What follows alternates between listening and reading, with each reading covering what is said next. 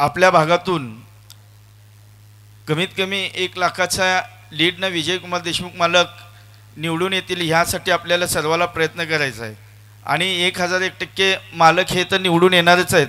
मग त्यासाठी आपल्या जातीतील व आपल्या समाजातील सर्वांचा देखील सिंहाचा वाटा राहिला पाहिजे ही मी आपल्याला ह्या प्रसंगी विनंती करतो।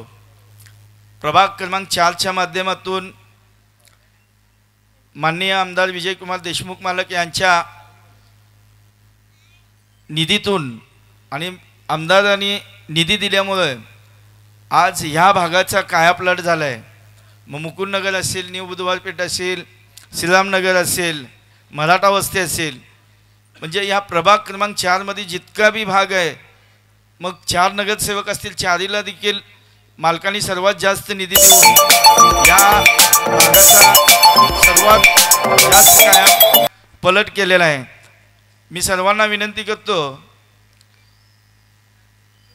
की आपल्या समाजामध्ये कोणी काही अफवा पसरतंय आणि आपण अफवेला बळी पडतो।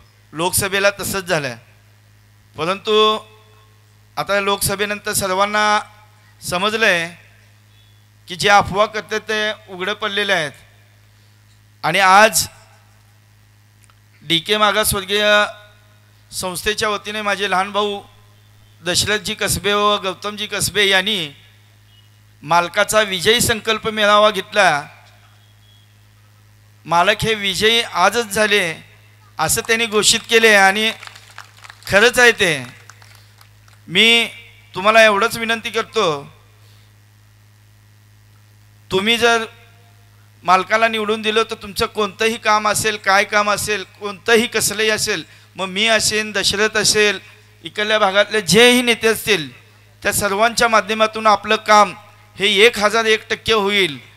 आणि मध्ये जे अफवा केले होते की संविधान बदलायचे, कुणाचा बाप जरी आला तरी आपलं संविधान बदलणार नाही।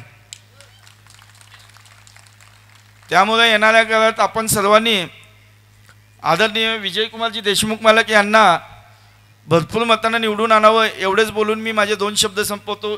जय भीम।